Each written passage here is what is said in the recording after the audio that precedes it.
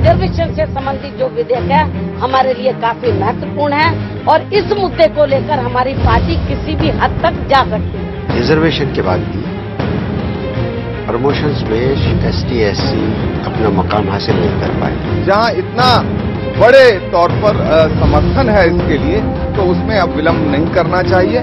ये एक national commitment है। जनता की मेजॉरिटी इसके खिलाफ है, इस विधेयक के, और लोकतंत्र में जनता जिसके खिलाफ होती है वही असली मानी रखता है। अनुसूचित जाति जनजाति के जो सदियों से उनके साथ अत्याचार हो रहा है, उससे निजात पाने के लिए कम से कम जो इस समय प्रयास किया जा रहा है उसका सबको समर्थन करना। सरकार किस तरह का मसौदा सदन में और फ्लोर पर पेश करती है, उसको देखने के बाद पार्टी अपना फैसला और अपना निर्णय करेगी। जहां तक नए संशोधन की बात है, तो हम लोगों ने तो पहले ही से लागू कर रखा है, इसलिए स्वाभाविक है हमारा सहयोग है।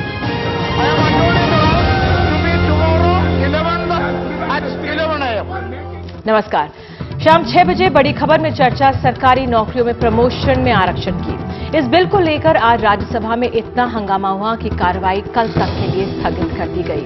ये वो अहम बिल है जिसे लाने के वायदे पर बहुजन समाजवादी पार्टी की मायावती ने सरकार को FDI पर समर्थन दिया था। आज राज्यसभा में ये आ तो गया, लेकिन समाजवादी पार्टी इसका पुरजोर विरोध कर रही है। वो किसी भी हालत में इसे नहीं लाना चाहती। अब सरकार की मुश्किल ये है कि दोनों उसके लिए बेहद अहम है। बीजेपी इस पर खुलकर ज्यादा बोल नहीं रही है। मायावती ने आज कहा कि बीजेपी ने जानबूझकर वॉलमार्ट का मुद्दा उठाया, जिससे कि रिजर्वेशन इन प्रमोशन बिल से ध्यान लोगों का हटे। जब तक ये बिल पर चर्चा नहीं हो जाती, सदन की कार्रवाई वे नहीं चलने देंगे। आज इस पर प्रधानमंत्री ने अनौपचारिक तौर पर सर्वदलीय बैठक भी बुलाई, लेकिन इसका कोई नतीजा नहीं निकल सका। गौरतलब है कि मायावती सरकार ने 2007 में इसे लागू किया, जो राज्य के कुछ कर्मचारी इसके विरोध में कोर्ट में चले गए। जनवरी 2011 में हाईकोर्ट ने मायावती के इस आदेश को खारिज किया। वो सुप्रीम कोर्ट में गई, तब 27 अप्रैल 2012 को इसे असंवैधानिक करार दिया गया। अब ये संविधान में संशोधन का बिल है और इसको पास होने के लिए दोनों सदनों में 2/3 बहुमत की जरूरत होगी। समाजवादी पार्टी के अड़ियल रुख से ये कैसे होगा? जैसे महिला आरक्षण बिल अटक गया था, क्या उसी तरह ये भी अटकेगा? तो सवाल हमारे सामने कई हैं। क्या प्रमोशन में आरक्षण से जातिवाद और सामाजिक भेदभाव बढ़ेगा? शेड्यूल कास्ट और शेड्यूल ट्राइब को इस बिल से कितना फायदा होगा? और आखिर में हमारे समाज में जाति के नाम पर भेदभाव क्या कम हुआ है? आगे बढ़ने से पहले आज की ग्राउंड रिपोर्ट पर सबसे पहले नजर।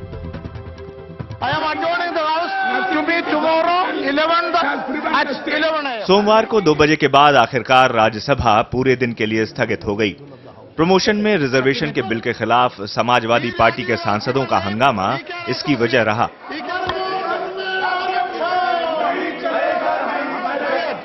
इसके पहले वॉलमार्ट की लॉबिंग के सवाल पर बीजेपी ने शोर मचाया कि 125 करोड़ रुपया उन्होंने लॉबिंग के लिए खर्चा किया है। मायावती ने आरोप लगाया कि ये कोटा बिल को रोकने की कोशिश है। बीजेपी का तो असली चेहरा जो हो वो सामने नजर आ गया, पिछले सत्र में भी और इस सत्र में भी। अब हम गवर्नमेंट का भी हम स्टैंड देखना चाह रहे हैं कि इस मुद्दे को लेकर वो क्या करते हैं। उधर समाजवादी पार्टी अपने रुख पर अड़ी हुई है। उसकी राय में ये बिल ही असंवैधानिक है। जनता की मेजॉरिटी इसके खिलाफ है, इस विधेयक के, और लोकतंत्र में जनता जिसके खिलाफ होती है वही असली मानी रखता है। कांग्रेस का कहना है वो समाजवादी पार्टी से बात करेगी, जबकि बीजेपी बोल रही है मामला सदन में आएगा तो देखेंगे। लेकिन सपा मानने को तैयार नहीं, क्या लगता है? अब सपा को हम मनाने की कोशिश करेंगे। सरकार किस तरह का मसौदा सदन में और फ्लोर पर पेश करती है, उसको देखने के बाद पार्टी अपना फैसला और अपना निर्णय करेगी। उसमें अगर कोई संशोधन की जरूरत है तो संशोधन की बात करेगी। कुल मिलाकर मायावती इस पर अकेले पड़ सकती हैं, लेकिन वो इतनी कमजोर नहीं कि उनके न चाहने से सदन चल जाए। तरक्की में आरक्षण के सवाल पर सपा और बसपा एक बार फिर आमने सामने हैं। एक तरफ मायावती बिल को पास कराने के लिए किसी भी हद तक जाने की बात कह रही हैं, वहीं सपा इस बिल को लेकर अपना विरोध वापस लेने को तैयार नहीं। ऐसे में सरकार इस विवाद को जल्दी सुलझा पाएगी, इसके आसार फिलहाल दिखाई नहीं देते। संसद भवन से कैमरामैन एन रवि के साथ हिमांशु शेखर, एनडीटीवी इंडिया। हमारे साथ खास मेहमान है इस मामले को समझाने के लिए मुख्तार अब्बास नकवी, वरिष्ठ नेता हैं बीजेपी से हमारे साथ हैं। अखिलेश सिंह, नेता कांग्रेस उत्तर प्रदेश लखनऊ से हमारे साथ जुड़ चुके हैं। राजेंद्र चौधरी, प्रवक्ता समाजवादी पार्टी हमारे साथ हैं। ओम थानवी जी, संपादक जनसत्ता। प्रोफेसर विवेक कुमार जेएनयू से और जितेंद्र जैन, महासचिव हैं यूथ फॉर इक्वालिटी के, हमारे साथ स्टूडियो में मौजूद हैं। सबसे पहले अखिलेश जी, मैं आपके पास आना चाहूंगी और आपसे पूछना और समझना चाहेंगे, कांग्रेस ने जो बहुजन समाजवादी पार्टी से वायदा किया था, कैसे वो उससे निभाएगी?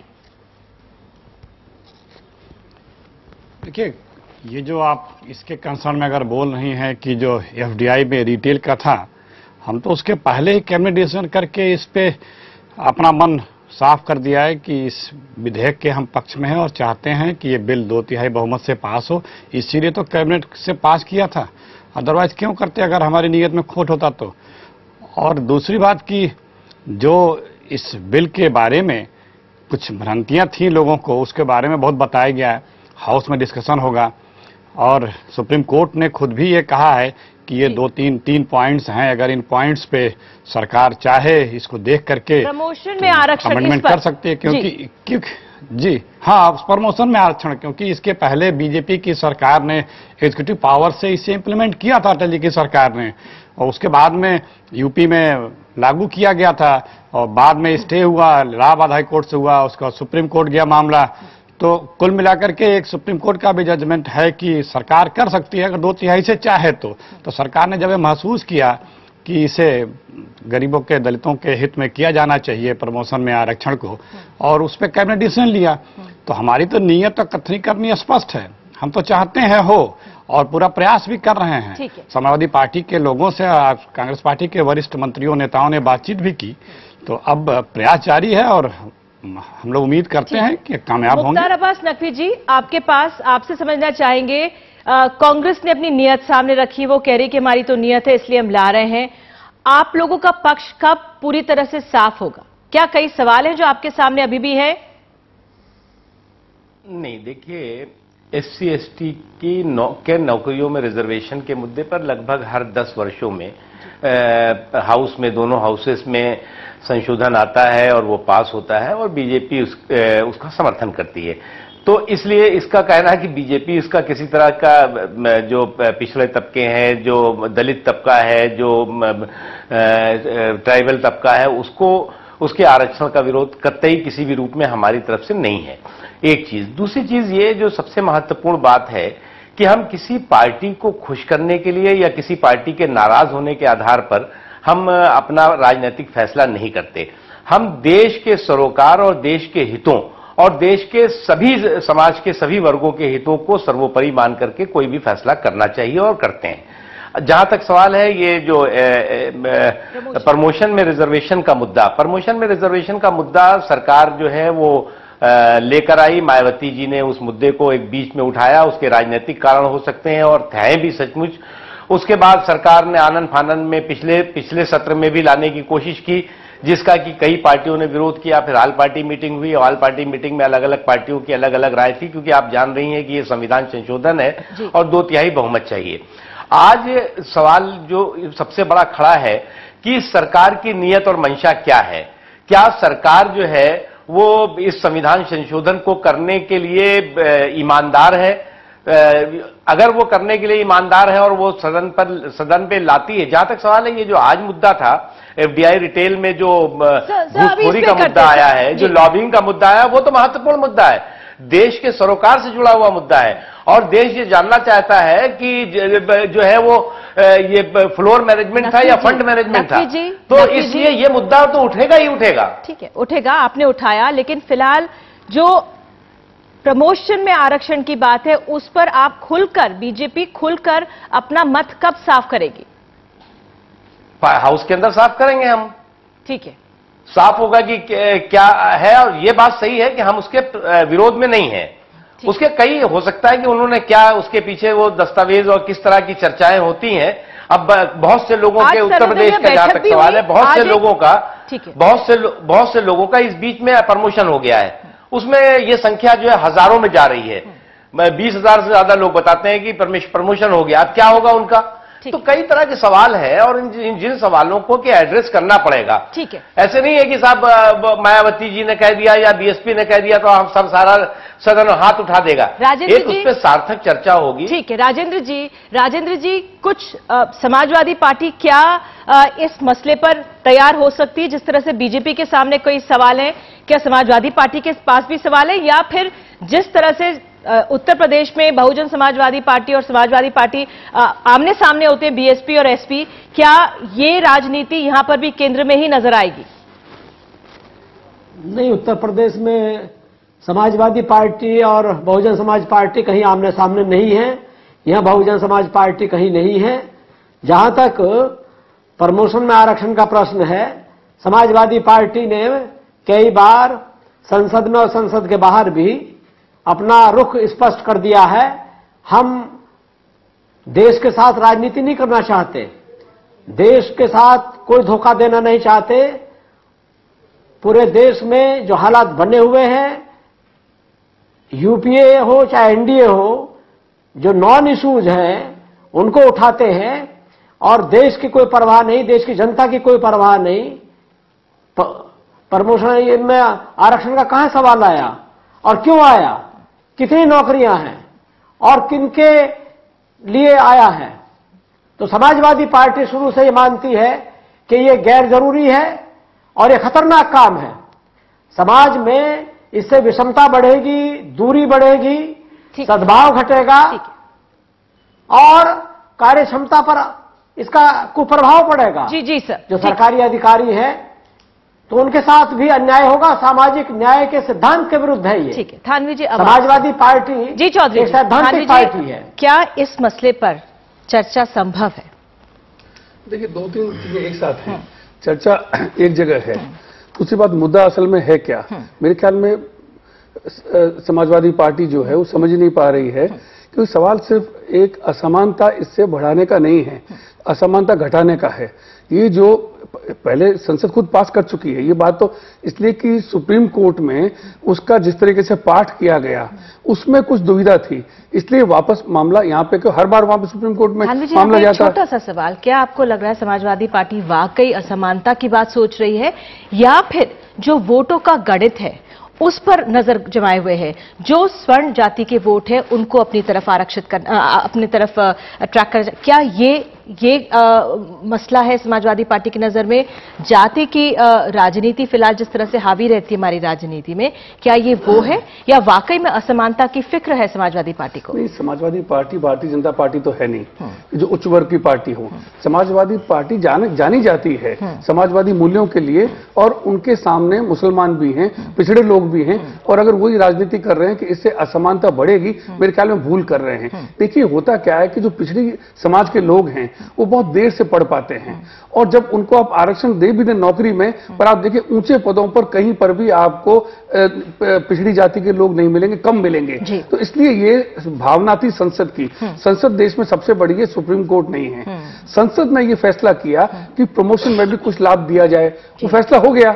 सुप्रीम कोर्ट ने कहा कि एक बार लाभ दे दीजिए, लेकिन उसके बाद जिन लोगों को लाभ नहीं मिला, जो पीछे रह गए, जो सामान्य कैटेगरी में है, जब उनको वापस लाभ मिलेगा उस वक्त जो रिगेन कर लेंगे अपनी वरिष्ठता को। इस पर विवाद है कि फिर आपने फायदा क्या हुआ जिनको आपने पदोन्नति दी थी। तो इस विवाद की वजह से चूंकि बार बार होता है तो ये टकराव दुर्भाग्यपूर्ण है और संसद फिर चाहती है कि उसके ऊपर बिल पास। ठीक है, हमारी एक तरफ जुडिशरी और एक तरफ हमारी संसद है, लेकिन फिलहाल अगर हम अपनी सिर्फ राजनीतिक जो हमारे दल हैं उनका रवैया हम समझने की कोशिश करें, प्रोफेसर विवेक कुमार, आपकी राय में बात कितनी आगे बढ़ पाएगी इसमें? नहीं, मुझे नहीं लगता है कि कुछ होने वाला है, क्योंकि अगर कांग्रेस इतनी साफ होती तो कांग्रेस को बहुत पहले जो 3 बातें सुप्रीम कोर्ट ने मांगी थी कि आप बैकवर्डनेस का डेटा दीजिए, आप दीजिए कि लोग अंडर रिप्रेजेंटेड हैं, इसका डेटा दीजिए, और एफिशिएंसी पे सबसे ज्यादा अगर किसी भी संस्थान के पास ये आंकड़े हैं तो वो है शेड्यूल कास्ट कमीशन के पास। शेड्यूल कास्ट कमीशन के पास शेड्यूल कास्ट के बैकवर्डनेस के भी आंकड़े हैं और उनके अंडर रिप्रेजेंटेशन के भी आंकड़े हैं। लेकिन तो सुओ मोटो पार्टी होनी चाहिए थी कांग्रेस को, कम से कम शेड्यूल कास्ट कमीशन को तो होना चाहिए, उन्होंने नहीं किया। दूसरी बात यह है कि यह बिल्कुल सही है कि समाजवादी पार्टी उत्तर प्रदेश में अपने वोट बैंक को बढ़ाना चाहती है। उसको पता है कि बैकवर्ड और दलित और मुस्लिम बटे हुए हैं। अब एक वोट बैंक जो है, जो दिखाई पड़ रहा है, वो सवर्ण समाज का वोट बैंक है। और जैसे जैसे वो आरक्षण का विरोध करेगी, उसको सवर्ण समाज का सपोर्ट मिलेगा। ये एकदम क्लियर बिछाता है। वरना उत्तर प्रदेश में इतने दंगे हो रहे हैं और न भाजपा बोल रही है और न ही, और मैं एक बात नकवी साहब को करेक्ट करना चाहूंगा, जो पार्लियामेंट में बिल आता है 10 वर्षों में बढ़ाने का, वो नौकरियों में बढ़ाने का नहीं आता है। वो पॉलिटिकल रिजर्वेशन का बिल आता है, जिसको सभी पॉलिटिकल पार्टियां जो है बढ़ा देती हैं। वो नौकरियों में बढ़ाने का नहीं आता है। ठीक, मैं आपको जितिन आपको लाऊंगी। आप हमेशा से विरोध करते रहे हैं आरक्षण का। मैं आरक्षण का विरोध नहीं करता हूं, मैं जाति पे आधारित आरक्षण का विरोध करता हूं। ठीक है, इस समय जो ये बिल आ रहा है, उस पर आपकी पहली राय। देखिए, सबसे पहले जितने भी वक्ता यहां पर आए हैं, आज इस राष्ट्र की इतनी दुखद स्थिति है, सभी के सभी ये बात कर रहे हैं कि SC ST का, छोटी जाति, कोई ब्राह्मण, कोई सवर्ण जाति के वोट, हमारा समाज इतना बढ़ चुका है एक चीज के ऊपर कि अगर हम ये सोचे कि इस जाति पर आधारित नीतियां बनाकर अगर हम एक समाज में समता ला पाएंगे, तो ये एक झूठा ख्वाब है। हम आज हिंदुस्तानी की तरह नहीं सोचते, हम अब सिर्फ वोटों की राजनीति करते हैं, किसको कितना आरक्षण देने से अगले चुनाव में कितना वोट मिल जाएंगे। आज बस यही एक कार्यक्रम यहाँ पे पूरे देश में चल रहा है। अब मायावती जी हैं या कांग्रेस का नाम ले, 1934 के सेंसस के नाम पर 60 साल से आरक्षण बांटा जा रहा है। 2014 के चुनाव पे निगाह रख के मायावती जी आज प्रमोशन में आरक्षण मांग रही हैं। ये तो रही पहली बात। अब इस बिल के ऊपर मैं आता हूं। कांग्रेस के प्रवक्ता कह रहे थे हमारी कैबिनेट ने पास कर दिया है, अखिलेश सिंह जी हैं, ये बता रहे थे कि सुप्रीम कोर्ट ने कहा है 2/3 बहुमत लाइए और आप बिल को पास कर दीजिए। मैं आपको कहना चाहूंगा, आप एक जो पार्टी आज पावर में है, आप उसको रिप्रेजेंट कर रहे हैं, आप थोड़े से अपने फैक्ट ठीक कर लीजिए। ये संविधान के अंदर कहा गया है कि जब भी संविधान को संशोधित किया जाएगा तो 2/3 बहुमत पार्लियामेंट के अंदर होना चाहिए, ये पहली बात है। और यही संविधान ये कहता है कि अगर कोई भी कानून बनेगा, कोई भी नीति बनेगी, तो उसे बनाने के लिए पार्लियामेंट सुप्रीम है। इस बात को मैं मानता हूं, मगर जो कानून आपने बनाया है, क्या वो कॉन्स्टिट्यूशनल है, संविधानिक है या असंविधानिक है, क्या वो सही है या गलत, इसका फैसला सुप्रीम कोर्ट करेगी और संविधान ने यह सुप्रीम कोर्ट को दिया है। जब आपने प्रमोशनों में 1955 से आरक्षण बांटना शुरू किया, तो 1991 में 13 जजों की बेंच बैठी थी, सुप्रीम कोर्ट की संविधानिक बेंच थी, उन्होंने कहा कि यह गलत है, उसके ऊपर रोक लगाई गई। उसके बाद सीरीज ऑफ अमेंडमेंट्स आप लेके आए हैं। फाइनली कल्मिनेशन ये हुआ कि जब नागरा जजमेंट आया है, तो उसमें कहा गया है कि अगर प्रमोशन में आरक्षण दिया जाता है, 16(4) में जो आपने ये दिया है, तो अगर उसमें आप ये नहीं बताते कि एडिक्वेसी ऑफ रिप्रेजेंटेशन यहां पे नहीं है, अगर आप ये नहीं बताते कि ये लोग बैकवर्ड हैं, और आप ये अगर नहीं प्रूव करते कि इनको आरक्षण देने से, एक जूनियर को सीनियर बनाने से जो कार्यक्षमता है सरकारी, उसकी वो अफेक्ट नहीं होगी, तो आप आरक्षण नहीं देंगे। एक मिनट मेरी बात सुनिए, सुप्रीम कोर्ट ने कभी भी ये नहीं कहा कि आरक्षण पे रोक लगा दीजिए या प्रमोशन में आरक्षण मत दीजिए। उन्होंने कहा आप प्रमोशन में आज भी आरक्षण दे सकते हैं। अब जो आप सबसे बड़ा एक प्रोपोगंडा फैला रहे हैं कि सुप्रीम कोर्ट ने प्रमोशन में आरक्षण के ऊपर रोक लगा दी, ये सरासर गलत है। नेता विपक्ष अरुण जेटली खुद ही एक बहुत बड़े वरिष्ठ अधिवक्ता है सुप्रीम कोर्ट के अंदर, संविधान की अच्छी जानकारी रखते हैं। ये जो बिल लाया जा रहा है, ये बिल, अब देखिए कॉन्स्टिट्यूशनल अमेंडमेंट आज मैं पढ़ रहा था, ये 16A में अमेंड क्या कर रहे हैं, ये कहते हैं कि 341 के अंदर ऐसा करते हैं। अब मुझे एक तुरंत ब्रेक लेना पड़ रहा है, लेकिन जितिन ने जो एक अहम सवाल उठाया, क्या ये बयानबाजी तमाम हो रही है, सिर्फ नेता लोग बयान दे रहे हैं, या वाकई गंभीर है, चाहे पक्ष में हो चाहे विपक्ष में हो, जो समाज का एक वर्ग है उसके उत्थान के लिए क्या वाकई गंभीरता से काम कर रहे हैं हमारे नेता, समझने की हम कोशिश करेंगे। एक छोटे से ब्रेक के बाद तुरंत लौटते हैं बड़ी खबर में।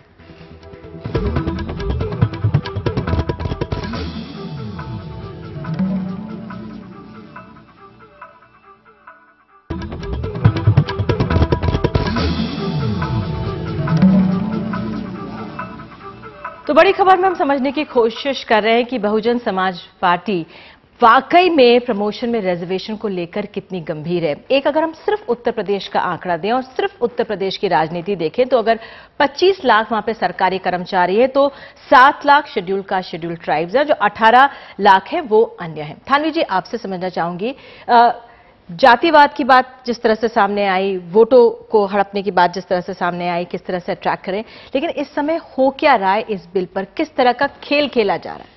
खेल ये है कि बहुजन समाज पार्टी, उसका वोट बैंक तो निश्चित है, इस सारे संशोधन से सबसे ज्यादा फायदा उनको मिलता है। उनको जिस चीज में फायदा मिलता है समाजवादी पार्टी को उसमें नुकसान होता है, वरना समाजवादी पार्टी भी पिछड़े लोगों की पार्टी एक अर्थ में है ही। अब एक और बात है, ये सारा अभी जो खेल हुआ है FDI में, और जिस शर्त के ऊपर मदद बसपा ने की होगी वो यही होगी कि अब आप इसको जो है बिल को इस सत्र में पास करवाएंगे। और ये जिम्मा अगर कांग्रेस ले, अगर कांग्रेस अपनी सरकार बचा सकती है तो वो मायावती की नाक भी बचा सकती है। लेकिन अब मुलायम जो है, जो काम मायावती ने किया एफडीआई के मामले में, अब मुलायम कांग्रेस के साथ में इस बिल के बहाने कर रहे हैं। और फिर कोई न कोई जो सौदा होगा जिसमें आप देखिएगा, अगर बिल आता है तो इस सत्र में वो एक अलग मामला है। अगर आता है तो कांग्रेस का जिम्मा जो है, जैसे बसपा ने लगाया है कि वो आप इसको पास करवाइए, और अब जो है मुलायम कहेंगे कि हम किस कीमत के ऊपर आपको मदद करेंगे। मुझे लगता है कि ये सौदेबाजी इस पर हो रही है। सर, आप मान रहे हैं, ये बात आप मान रहे हैं कि ये जो बिल है ये अपनी मेरिट के आधार पर नहीं, ये सौदेबाजी और ब्लैकमेल के आधार पर पास होगा? ये बात तो आपने मान ली कि बिल किसी भी हालत में पार कराना है, क्योंकि हमने एफडीआई पे समर्थन किया। देखिए सौदेबाजी है, मतलब आप मान रहे हैं। अगर समर्थन पूरा नहीं है तो आप क्या करेंगे? प्रोफेसर, आपको लगता है कि सौदेबाजी होगी इस पर भी? देखिए, बहुजन समाज पार्टी ने अपना दल बनाया क्यों, ये एकदम क्लियर है कि उनको schedule caste, schedule tribe, OBC और अब जिसे कहना चाहिए उनकी विचारधारा में जो परिवर्तन, वो साफ है कि उनको उसकी राजनीति करनी है और वो एजेंडा सेट कर रहे हैं। जो लोग देश की राजनीति की बात कर रहे हैं, तो क्या उनका देश नहीं है क्या? तो देश तो उनका भी है और उसके राष्ट्र निर्माण की तभी उन्होंने एफडीआई में समर्थन किया, राजनीति कर रहे हैं। ठीक है, साफ गोई है। यहां पर राजेंद्र चौधरी जी, आपके पास समाजवादी पार्टी क्या चाहेगी? क्या कुछ तोलमोल करेगी, कुछ चाहेगी सरकार से? जो फाइनेंशियल पैकेज मांगा था 90,000 करोड़ का, उसका आधा तो मिल गया है। शुरू में कहा जी, ओम थानवी जी ने शुरू में कहा समाजवादी पार्टी समाज के लिए है और समाजवादी विचारधारा के लिए है, और समाजवादी पार्टी कोई सौदेबाजी नहीं करती है विचारधारा के साथ, सिद्धांत के साथ। विचारधारा में दलित और भी आते हैं। ये जो बीएसपी है, इसकी कोई विचारधारा नहीं है। बिल्कुल, ये सिर्फ सौदेबाजी की राजनीति करती है और ब्लैकमेलिंग की राजनीति करती है। ये कोई राजनीतिक दल नहीं है। ये कुछ लोगों का अपना एक समूह बनाया है और पूरे प्रदेश को तबाह कर दिया है। अब देश को तबाह करना चाहते हैं और संसद में जाकर के और इस तरह का दबाव बनाना, ये जनमानस का जो फैसला है उसके विपरीत है। ठीक है सर, आप पूरा देश नहीं चाहता है। मुख्तार जी, आपको लेकर आना चाहूंगी, क्या आपको लग रहा है इस पर भी एक तरह से अब सौदेबाजी होगी? देखिए, सौदेबाजी तो बहुत साफ है और राजनीतिक कुश्ती भी दिखाई पड़ रही है। मैं एक चीज जो सबसे बुनियादी सवाल है, वो बुनियादी सवाल है कि जब प्रमोशन में आरक्षण का निर्णय बीजेपी और एनडीए की सरकार ने किया, बिना इसकी चिंता किए कि उसका राजनीतिक नुकसान और भला क्या होगा, फायदा क्या होगा, उसके बाद 2007 में मायावती जी उसको लागू करती हैं। लागू करने के बाद हाई कोर्ट में ये केस जाता है, सुप्रीम कोर्ट में जाता है। उस समय उत्तर प्रदेश में बहुजन समाज पार्टी की सरकार होती है, केंद्र में कांग्रेस पार्टी की सरकार होती है। इन्होंने हाई कोर्ट में और सुप्रीम कोर्ट में किस तरह की पैरवी की कि आज इनको इस तरह का शोर मचाना पड़ रहा है। या तो जानबूझ करके, नहीं, मैं महत्वपूर्ण बात कर रहा हूं, या तो जानबूझ करके इन्होंने जो बीजेपी और एनडीए के समय में निर्णय हुआ था उस प्रावधानों को हल्के तरह से पैरवी करी ताकि वो खत्म हो जाए, और उसके बाद फिर एक उनके अपने हाथ में एक मुद्दा लेकर के और उस झुंझुनों को दिखाते फिरे कि साहब हम आपके लिए प्रमोशन में आरक्षण के लिए लड़ रहे हैं। तो इसलिए हम इसको कह रहे हैं कि केवल ये कमजोर तबकों के लिए, बैकवर्ड्स के लिए या दलितों के आरक्षण में, नौकरियों में आरक्षण के लिए का सवाल नहीं है। ये प्रमोशन में आरक्षण का ये केवल शुद्ध रूप से राजनीतिक नफे नुकसान और लाभ के लिए ये युद्ध हो रहा है। नकवी जी, क्या एक रिस्पॉन्सिबल विपक्ष की तरह, जिस तरह से आपको याद होगा जब महिला आरक्षण बिल आ रहा था और पृथ्वीराज चौहान एमओएस वहां पे पार्लियामेंट्री अफेयर्स थे, तब एक जो भी सांसद हंगामा करते थे, पार्टी के अगेंस्ट एक्शन नहीं हो सकता, लेकिन सांसदों के अगेंस्ट एक्शन लेने का एक मोशन पास हुआ था। तो क्या ऐसे ही उसी तरह बीजेपी आज इस बार इस मसले पर सरकार का साथ देगी? मैं ये आपसे पूछना चाहती हूं। नहीं, आपने बुनियादी सवाल ही नहीं समझा। हमने कहा हमने अगर जो है वो प्रमोशन में आरक्षण का निर्णय किया तो हम तब रिस्पॉन्सिबल नहीं थे, तब मायावती जी के कहने से या हमने कांग्रेस पार्टी के कहने से नहीं किया, हमने देश के सरोकार को और जरूरतों को देखते हुए किया। और हमने जो निर्णय किया प्रमोशन में आरक्षण का, मायावती जी और कांग्रेस पार्टी की सरकार ने मिल करके और कोर्ट में इतनी लचर और इतनी कमजोर दलील पेश की कि वो ध्वस्त हो गया। अब जो है वो फिर से दोबारा जो है वो उसका जो है वो एक सामने देश के सामने राजनीतिक तस्वीर पेश करने की कोशिश हो रही है। जहां तक सवाल है संसद में, एक तो संसद में जो चल रहा है, कोर्ट की जो बात अलग है, लेकिन जो बीजेपी का रुख है, मैं वो आपसे समझना चाह रही हूं। जिस तरह से तब साथ दिया था, जो भी सांसद हंगामा करने उतरेंगे, क्योंकि बहुजन समाज पार्टी कहती है कि अगर ये बिल नहीं आएगा तब तक हम संसद नहीं चलने देंगे, समाजवादी पार्टी कहती है अगर ये आ गया तो हम संसद नहीं चलने देंगे। तो क्या ऐसे में जो भी सांसद हंगामा करके वेल में आते हैं उनके खिलाफ एक मोशन पास होता है, उन पर एक्शन लिया जा सकता है, पार्टी पर नहीं? तो क्या ऐसे में बीजेपी साथ देगी कांग्रेस का? ये मैं आपसे पूछ रही हूं। देखिए, पहली बात तो आप एक बात समझना होगा कि बहुजन समाज पार्टी के डिक्टेशन से, कांग्रेस पार्टी के डिक्टेशन पर या हमारे डिक्टेशन पर पार्लियामेंट नहीं चलती। पार्लियामेंट में हर सदस्य का अपना अधिकार है जो भी देश से जुड़े हुए मुद्दे हैं उनको उठाने का। अब उसमें जो उसके लिए तमाम तरह के एथिक्स हैं, तमाम तरह के व्यवस्थाएं बनी हुई हैं, उन व्यवस्थाओं के तहत अब आपका ये कहना है कि कोई संसद में ना बोले, तो इससे पहले बिल में खुद मायावती जी गई थी। आप उसको रोज जो है इसको प्रमोशन में आरक्षण को लेकर के रोज जो है बहुजन समाज पार्टी हंगामा कर रही थी, संसद को बाधित कर रही थी। क्या करते हैं हम लोग उसका विरोध करते हैं? ये तो अधिकार है भाई पार्टियों का। एफडीआई के दौरान, चर्चा के दौरान सुषमा स्वराज और मायावती के बीच शब्दों को लेकर क्या उसका भी असर यहां पर संसद में देखने को मिलेगा इस बिल पर? देखिए प्रश्न यहां यह है कि जो देश के सबसे बर्निंग इश्यूज हैं पिछले 1, 2 से 3 सालों में, उसमें बीजेपी कभी स्पष्ट नहीं होती है।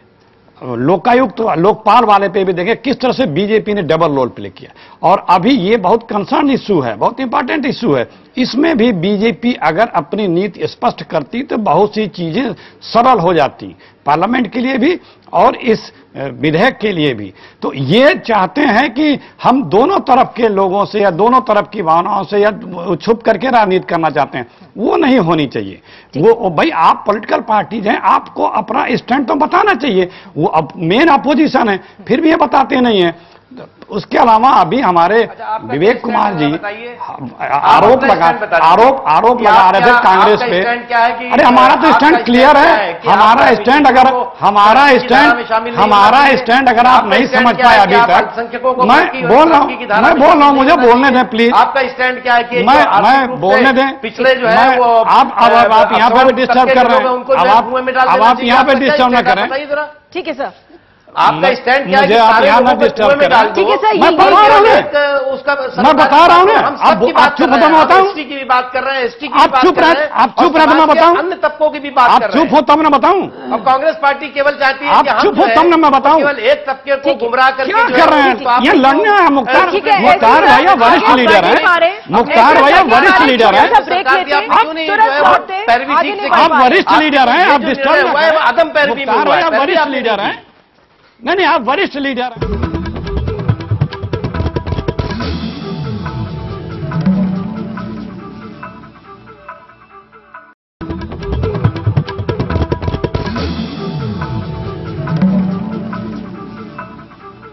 तो बड़ी खबर हम समझने की कोशिश कर रहे हैं जो प्रमोशन में रिजर्वेशन की बात सामने आ रही है। एक तरफ हमने अपने नेताओं का रुख समझा, लेकिन दूसरी तरफ सुप्रीम कोर्ट का जो आदेश आया, कानून के लिहाज से क्या ये स्थिति बनी हुई है, एक छोटा सा हमारे पास समय है, उस पर समझने की कोशिश करते हैं।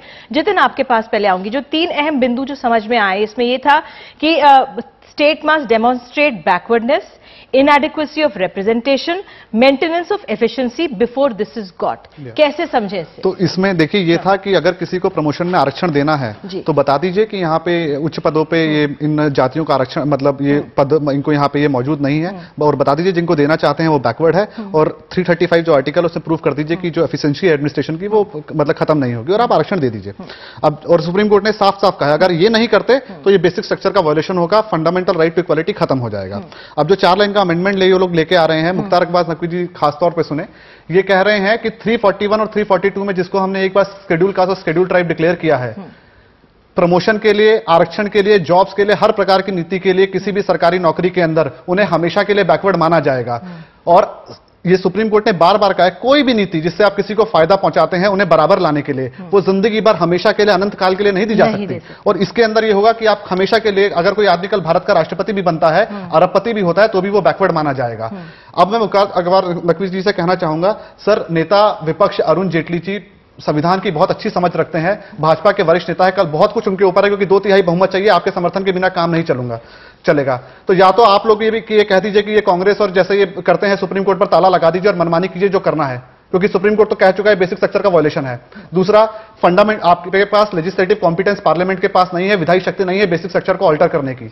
उसके बावजूद अगर आप ये करते हैं तो मैं इतना ही आपसे आवेदन करूंगा विनम्रता के साथ कि जो प्रिंसिपल ऑपोजिशन पार्टी है, they will play some politics of principles, not a politics of caste. और जैसा कि प्रोफेसर साहब कह रहे थे कि बहुजन समाज पार्टी का गठन ही जाति की राजनीति के लिए किया है, इनसे भी मैं हाथ जोड़ के विनम्र आवेदन करता हूं, सिर्फ जाति की राजनीति के लिए, एक स्टेट के लिए, आने वाले पीढ़ियों में पूरे हिंदुस्तान को बर्बाद मत कीजिए। थोड़ा सोच लीजिए आप क्या कर रहे हैं। पर्सनल व्यूज जो है, एक बात निधि, मैं देखिए इतना लंबा भाषण देने की आवश्यकता नहीं है। बात इस बात की है कि वास्तविकता में देश निर्माण की कुछ प्रक्रियाएं स्थापित की गई। तो सुप्रीम कोर्ट पे ताला लगा दीजिए, उसके बाद देश निर्माण कीजिए और गड्ढे में फेंक दीजिए। देखिए इतना बड़ा हमको भी भाषण देना आता, अब भाषण ज्यादा मत कीजिए, अब हो गया, आपने कह लिया। देश के निर्माण की प्रक्रिया थी जिसके अंदर सभी सतहों पर उन लोगों को शामिल किया जाना था जिनका सचमुच रिप्रेजेंटेशन नहीं था। समाज पार्टी का रुख साफ है। नहीं, आज भी रिप्रेजेंटेशन नहीं है, इसीलिए प्रमोशन में आरक्षण की आवश्यकता पड़ रही है। मैं कोई अपनी राय नहीं दूंगा, संसद को बहस करनी चाहिए, इतनी बड़ी संसद है और आपको बहुमत चाहिए। बहुमत मिल नहीं सकता जब तक भारतीय जनता पार्टी सहयोग नहीं करेगी। तो लोग क्या कहते हैं, पूरी संसद बहस करे, जैसे एफडीआई पे की है, उसके बाद लोगों की राय सामने आए और हम देखें। अब अपने पूर्व लेके हम यहाँ बैठेंगे और अपनी निजी राय जो है यहाँ पे थोपेंगे, मेरे ख्याल में वो ठीक नहीं। मुख्तार जी आपके पास आते हो, अखिलेश जी कुछ कहना चाह रहे हैं। जी अखिलेश। देखिए निधि जी, ये तकलीफ तब होती है कि जब दलितों के चिंतक बन करके जैसे विवेक कुमार जी ने हमारी नीयत पे शंका खड़ा कर, कांग्रेस करना नहीं चाहती, हम कुछ करना भी चाहते हैं। पिछले कांग्रेस ने दलितों के लिए जितना भी किया, लेकिन ये लोग इस तरह से बोल करके उनके नुकसान करने में, चिंतक बनते हुए भी नुकसान करने में आगे बढ़ते हैं। और मायावती जी जब सीएम थी, सीएम बनने के पहले भी उन्होंने कहा कि सर बहुजन समाज पार्टी को सर्व समाजवादी पार्टी हो जाना चाहिए। ये पता ना पार्टी के मेंबर है कि नहीं, हमें नहीं पता, लेकिन उन्होंने जब सरकार बनाई तो सबको लेकर के सबको वोट मांगने की बात की थी।